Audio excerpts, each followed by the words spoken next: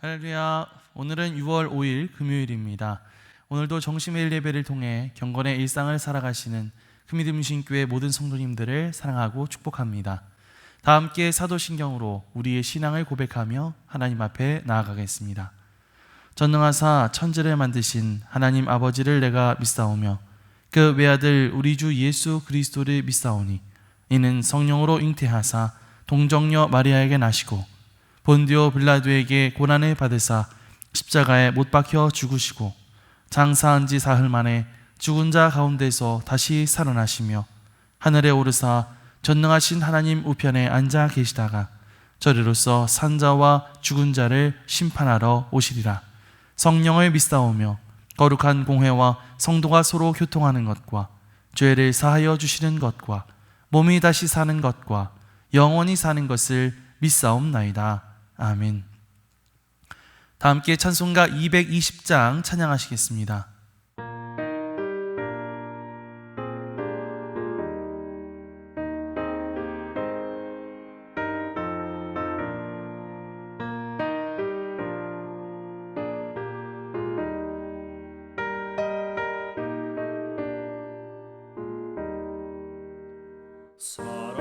사랑하는 주님 앞에 형제자매 한자리에 그 신은혜 생각하며 즐거운 찬송 부르네. 내 주 예수 본을 받아 모든 사람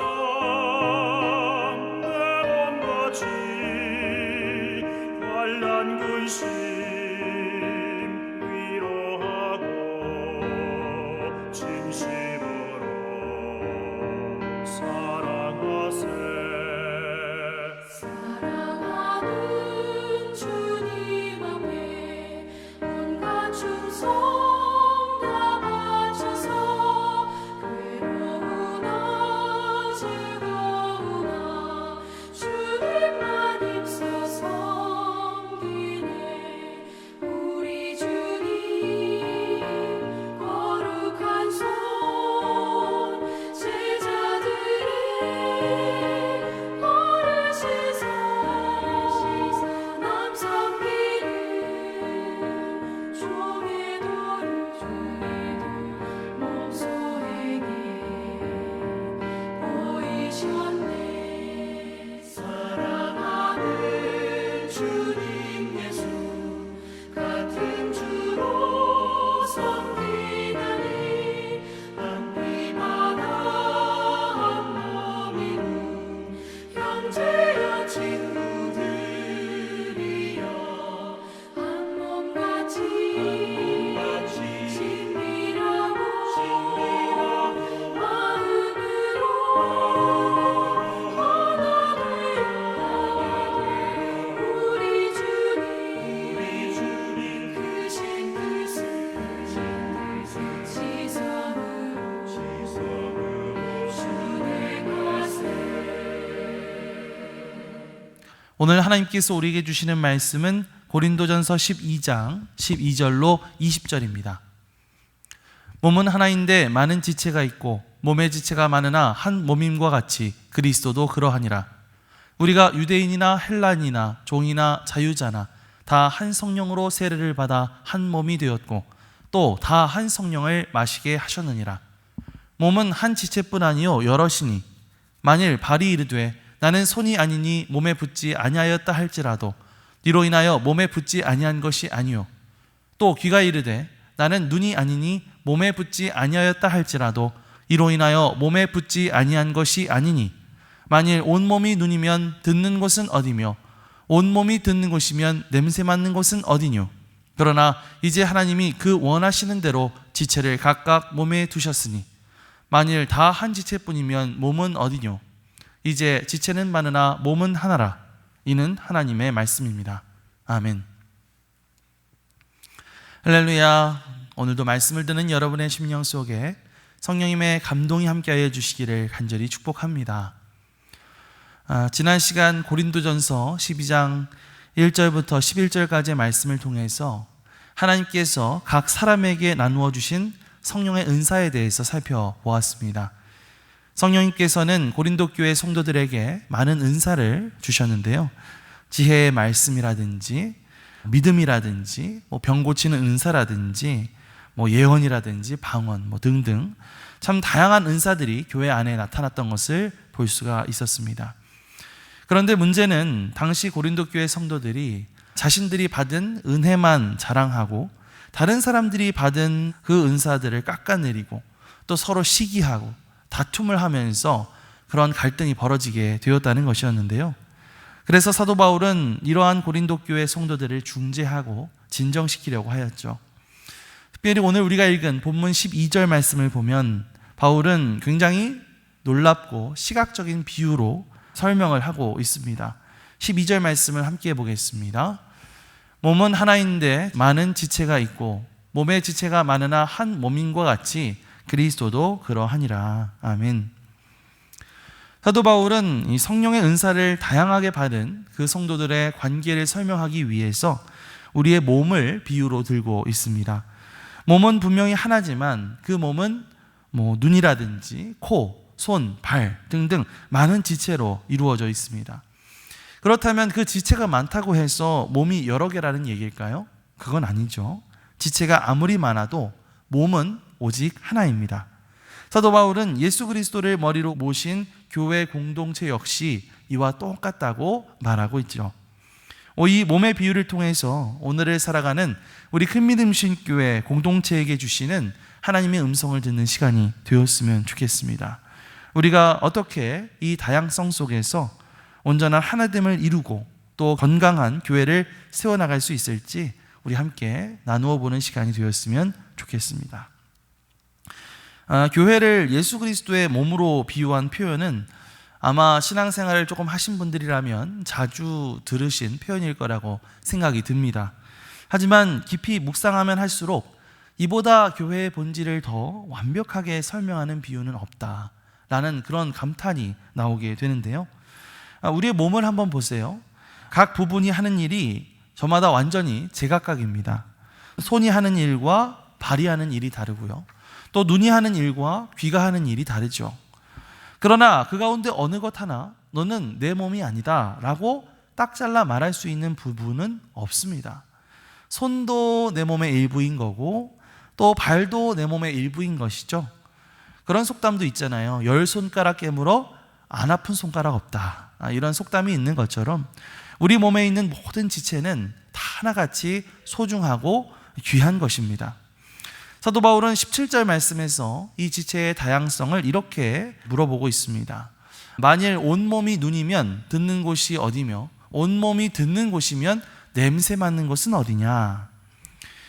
만약 온몸이 커다란 눈 하나로만 되어 있다면 그 몸은 보기에 엄청나게 잘 보기는 하겠지만 들을 수도 없고 냄새를 맡을 수도 없는 기괴한 그런 몸이 될 것입니다. 21절에서도 사도 바울이 이렇게 말하거든요. 눈이 손더러 내가 너를 쓸 데가 없다 하거나 또한 머리가 발더러 내가 너를 쓸 데가 없다 하지 못하리라. 마찬가지로 하나님께서 우리의 몸을 설계하실 때 이 모든 것들이 완벽한 어떤 조화를 이루도록 서로 다른 지체들을 곳곳에 배치하셨습니다. 그리고 그 지체들 가운데 넌 덜 중요하니까 없어도 그만이야 이렇게 무시할 수 있는 부분은 아무것도 없죠. 겉으로 드러나는 눈이라든지 입 이런 것만 중요하고 보이지 않는 곳에서 묵묵히 피를 뿜어주는 심장이라든지 소화를 돕는 오장 육부라든지 만약 이런 게 없다면 인간은 살아갈 수가 없을 것입니다. 오히려 잘 보이지 않고 연약한 지체가 몸을 유지하는 데 더 필수적일 때가 많다라고 하는 것이죠. 여러분, 이 영적 원리가 교회 공동체 안에도 그대로 적용됩니다. 교회에는 다양한 성향, 다양한 배경, 또 다양한 은사들이 가진 사람들이 모이는 곳이죠. 그러다 보니까 내 기준과 맞지 않는 사람을 보다 보면 저 사람은 왜 저래? 저 사람은 우리 교회에 별로 도움이 안 되는 것 같아. 이런 마음이 싹 틀 수도 있는데요.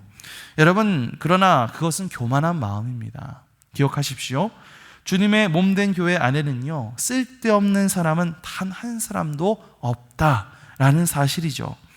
우리 공동체를 이루고 있는 교인 한 사람 한 사람이 다 하나님께서 필요하셔서 부르신 소중한 존재들인 줄 믿습니다. 조금만 생각을 바꾸어 보면요, 나에게 없는 부분, 내가 부족한 영역을 채워주기 위해서 하나님께서 저 사람을 내 곁으로 보내주셨구나, 이렇게 깨닫게 되는 부분이 있습니다. 나는 성격이 급해서 일을 추진하는 데는 강하지만 세밀함이 부족할 수도 있겠죠. 그때 꼼꼼하고 차분한 성도를 옆에 붙여주셔서 실수를 잘 막을 수가 있습니다.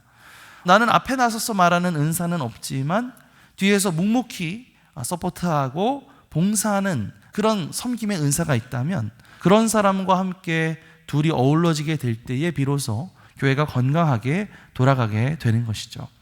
이렇게 서로 다른 성향을 틀린 것으로 정죄하지 말고 나의 장점으로 타인의 부족함을 채우고 타인의 장점으로 나의 약점을 보완해 가야 한다는 것입니다. 그것이 진정으로 하나된 공동체요, 주님이 기뻐하시는 완성된 교회의 모습인 줄 믿습니다. 우리 몸의 지체들이 가진 다양성을 인정하고 협력할 때에 몸이 건강해지는 것처럼 우리 교회 안에 다양한 지체들을 있는 그대로 인정하고 사랑해주게 될 때에 우리의 차이점은 분열의 원인이 되는 것이 아니라 서로를 강하게 만들어주는 최고의 무기가 될 줄 믿습니다. 그 사실을 기억하면서 서로의 소중함과 필요성을 인정하고 또 함께 할 수 있는 그런 저와 여러분들이 되시기를 주님의 이름으로 간절히 축원합니다. 자, 그렇다면 우리는 어떻게 이 수많은 차이점과 다양성을 극복하고 구체적으로 하나된 공동체를 만들어 나갈 수 있을까요? 바울은 그 첫 번째 길을 하나님의 주권을 인정하는 데에서 찾고 있습니다. 18절 말씀을 함께 읽어볼게요. 그러나 이제 하나님이 그 원하시는 대로 지체를 각각 몸에 두셨으니. 여러분, 사도 바울이 몸의 각 지체를 그 자리에 두신 분이 누구라고 그래요? 네, 하나님이 그 원하시는 대로 두셨다, 이렇게 분명히 말하고 있습니다. 손이 마음에 안 든다고 해가지고 저 발의 위치로 갈 수가 없는 것이고요, 눈이 원한다고 해서 함부로 귀의 위치로 갈 수는 없다는 것이죠. 창조주이신 하나님께서 어떠한 정확한 목적과 뜻이 있으셨기 때문에 손은 여기에 달린 것이고 눈은 여기에 배치된 것이라는 사실입니다. 여러분, 이거를요, 교회의 어떤 영적 원리로 대입해 본다면 참 엄청난 진리가 깨달아지게 됩니다. 지금 내 옆에 앉아있는 성도, 또 나와 함께 속회 모임을 하는 속회원들, 심지어 나와 성격이 너무 달라서 만나기만 하면 서먹하거나 자꾸만 부딪히는 그 사람조차도요, 내가 선택해서 만나게 된 것이 아니라 하나님이 원하시는 대로 하나님께서 이끄셔서 우리 큰믿음 유신교회라는 한 몸에 두신 지체가 된다라고 하는 사실이죠.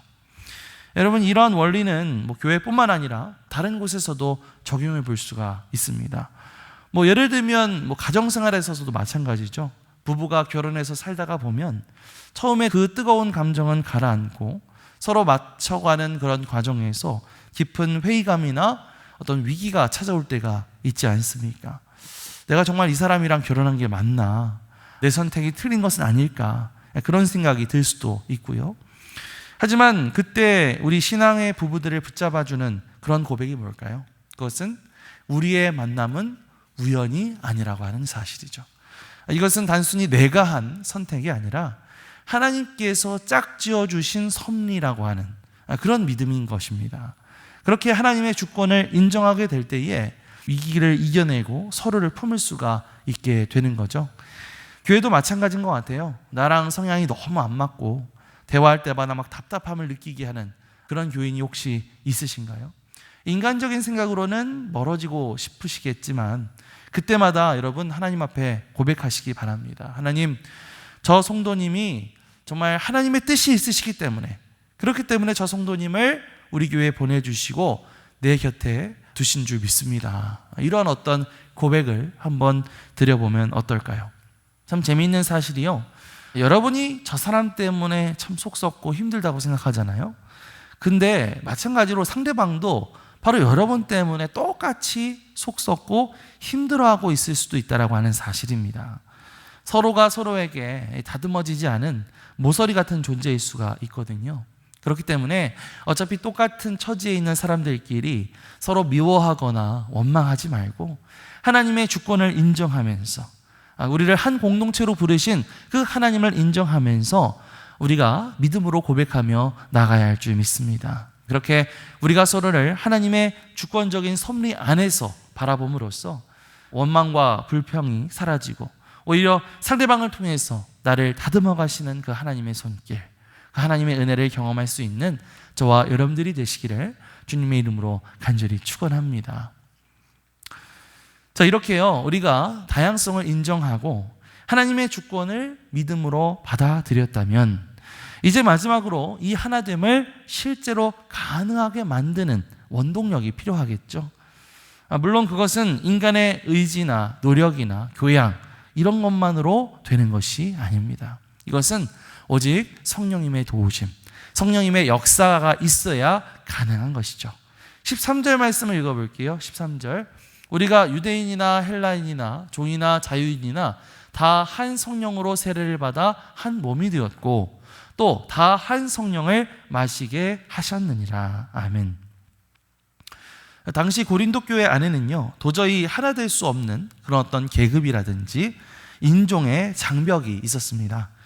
유대인과 헬라인은 태생부터 시작해서 이미 종교, 문화, 역사적 감정이 완전히 다른, 어떻게 보면 참 원수처럼 지낼 수밖에 없는 그런 관계였죠.